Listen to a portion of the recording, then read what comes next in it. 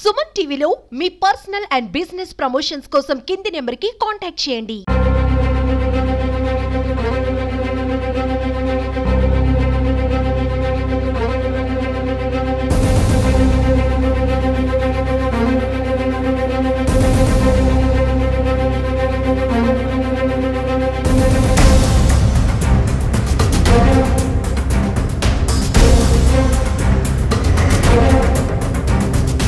నా పేరు బద్రి శ్రీనివాసులు సార్. శ్రీవెల్ల మండలం గోవిందపల్లి గ్రామంలో నివాసం ఉంటాం సార్.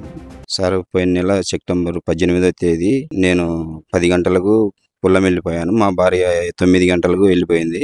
అంతకు లోపల నేను ఒకటి బాగు తిరిగి వచ్చే లోపల దొంగతనం జరిగింది. 12 లక్షల చిలుకు పైబడి నగదు 6 తులాలన్నర గోల్డ్ ఎత్తుకుపోయారు సార్ వాళ్ళు. బీరువా పగలగొట్టి గేట్లు పగలగొట్టి. మా పాప మ్యారేజ్ కోసమే పెట్టుకున్నాం సార్. పోలీసు వాళ్ళకు ఫిర్యాదు చేసినాం సార్. వాళ్ళు చూస్తున్నాంలే అంటున్నారు కానీ మాకు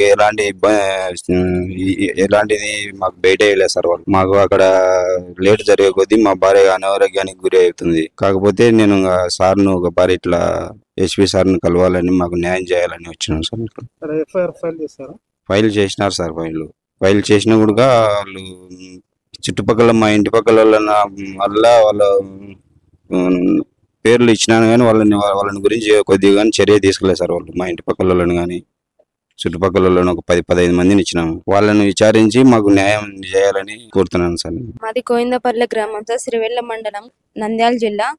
ఇట్లా సార్ మాది పోయిన నెల సెప్టెంబర్ 18వ తారీఖున మా ఇంట్లో దొంగలు పడి ఇట్లా దోచుకెళ్ళిపోయినారు సార్. ఇట్లా 12 లక్షల క్యాష్, 6.5 తులాల బంగారం, మొత్తం బీరువా పలకొట్టి తాళాలు మొత్తం తీసుకెళ్లిపోయినారు. మాకు ఎలాంటి కంప్లైంట్ ఇచ్చినా గానీ, మా సిరివెల్ల పోలీస్ స్టేషన్ కంప్లైంట్ ఇచ్చినా గానీ, ఎన్ని రోజులైనా కానీ ఇంకా ఎంక్వైరీ చేస్తూనే ఉన్నాడు సార్. మాకేం హెల్ప్ చేయట్లేదు. అందుకనే మేము ఎస్పీ సార్ దగ్గరికి న్యాయం చేయాలని వచ్చినాం సార్.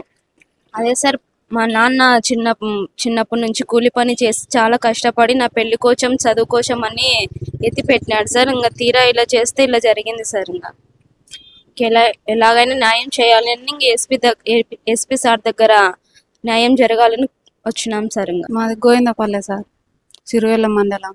మా ఇంట్లో ఇట్లా డబ్బులు బంగారు దోసుకుపోయినారు సార్ దొంగలు.